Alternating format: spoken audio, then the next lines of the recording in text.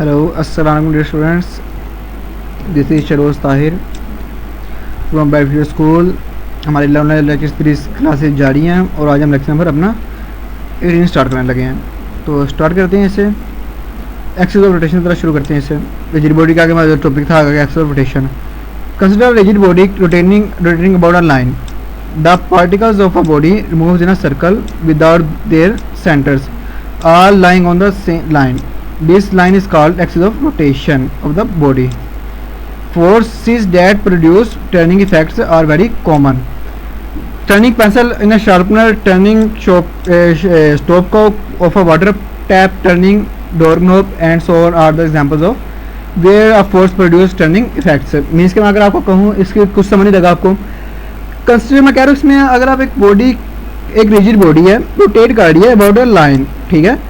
The particles of the body moves in a circle, वो जो particles उसके circle move कर रहे हैं विद देयर सेंटर्स, अपने अपने सेंटर में are lying on the line. जैसे मैं आपको एक एग्जांपल दूँ इस डोर की, तो यार देखें जब ये मूव करेगा ये इस लाइन के इर्द गिर्द मूव करेगा। ये जो इसकी ये लाइन है इसके इर्द गिर्द ये ओपन होगा और क्लोज होगा, ठीक है। इस तरह ही है ना, इस तरह ये मूव करेगा। तो जिसके इर्द गिर्द ये मूव कर रहा होगा ये क्या है, इसकी line of axis of rotation है, ये लाइन ऑफ एक्शन है इसका एक्सिस ऑफ रोटेशन है जिसके इर्द गिर्द ये करके मूव कर रहा होगा खुद को, ठीक है। जिसमें एक बोतल का कैप है, बोतल का कैप है, जब आप उसको क्लोज कर रहे होते हैं तो घूम रहा होता है इस तरह, तो अपने एक इस तरह एक जो उसके सेंटर से लाइन पास करती है वो उसके गिर्द मूव कर रहा होता है, ठीक है। तो मीन्स के देखें वो भी क्या टर्निंग इफेक्ट होगा, आप उसके ऊपर फोर्स लगा रहे हैं वो क्या टर्निंग इफेक्ट होगा फोर्स है। इस तरह आप क्या करते हैं, स्टॉप कोक भी होगा हमारा। पेंसिल जब आप शॉर्प करते हैं तो आप उसको शॉर्पनर के अंदर ले जाते हैं, शॉर्पनर के अंदर आप पेंसिल को शॉर्प कर रहे होते हैं, तो मीन्स कि आप उसको एक पॉइंट के गिर्द उसके पार्टिकल्स को आप घुमा रहे होते हैं, मूव करवा रहे होते हैं पेंसिल के। तो वो जिस पॉइंट जो एक लाइन ऑफ एक्शन के बीच में से गुजरती है, जो एक लाइन होती है इसके गिर्द उसका मूव करना, वो करता है एक्सिस ऑफ रोटेशन। वो एक्सिस ऑफ रोटेशन के गिर्द वो क्या कर देती है, मूव कर देती है बॉडी, ठीक है।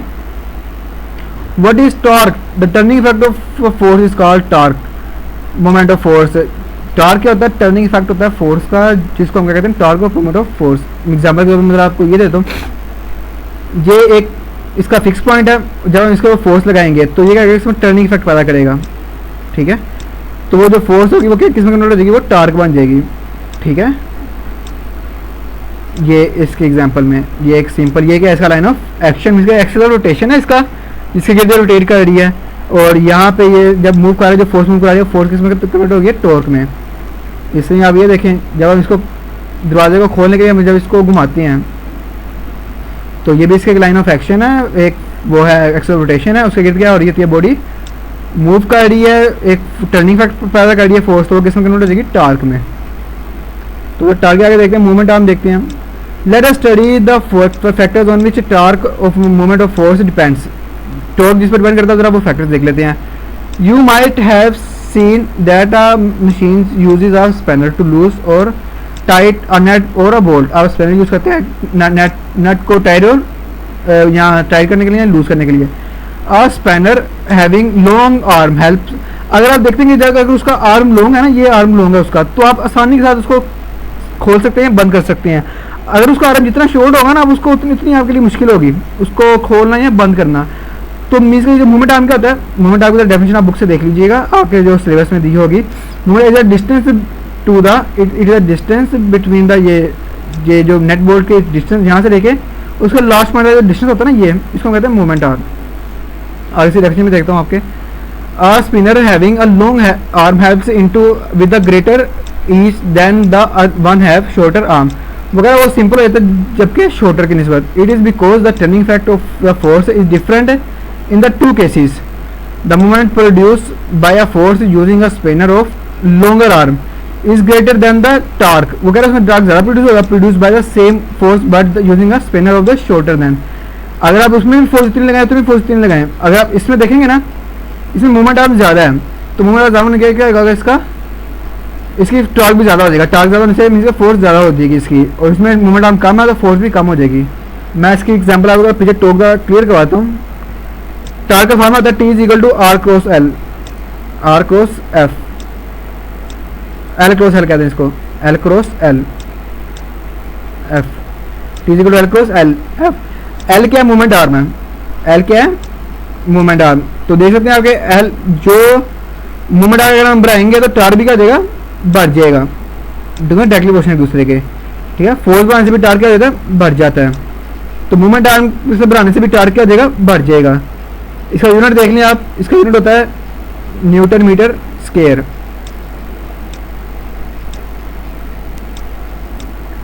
न्यूटन मीटर होता है इसका यूनिट, न्यूटन ये इसका यूनिट होता है, ये इसका क्या है यूनिट, ये इसका क्या है फार्मूला।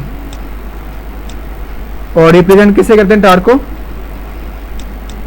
इससे, ये इसकी रिप्रेजेंटेशन है, ये इसका फार्मूला है, और ये इसका यूनिट है, और ये इसकी डेफिनेशन है। तो ध्यान से इसको जरा कर लीजिएगा।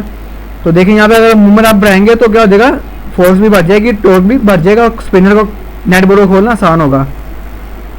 सॉरी, ये इसमें हमारा नेट बोर्ड को खोलना हमारा लिए आसान हो जाएगा, जितना उसका मूवमेंट आर्म ज़्यादा हो जाएगा। तो मूवमेंट आर्म की डेफिनेशन आपकी बुक में लिखी होगी, जो आपको सिलेबस प्रोवाइड किया जाएगा। It is the distance between the nut bolt point and the last point where the force is applied. तो जो उसका डिस्टेंस होता है उसको कहते हैं मोमेंट आर्म। तो ये इसको आपने करना है। बहुत बहुत शुक्रिया आपका। और इसको जो है ये आप जो टॉपिक्स हैं, torque, it is a very much important topic, it is a very much important. जो आज का लेक्चर ये आपका बहुत ज़्यादा इंपॉर्टेंट था लेक्चर आपका टॉर्क, क्योंकि because torque is a very much important topic. तो इसको आप लाजमी देखिएगा, इसको आप कीजिएगा, और ताकि आपका इसमें नंबर ज़्यादा इंक्रीज हो सकें, क्योंकि ये बहुत ही इंपॉर्टेंट है टॉर्क इसका, और मोमेंट आर्म भी। तो इसे लाजमी आप कीजिएगा, और अपना काम रेगुलर बेसिस पे रेगुलर कीजिए। बहुत बहुत शुक्रिया आपका। अल्लाह हाफिज़।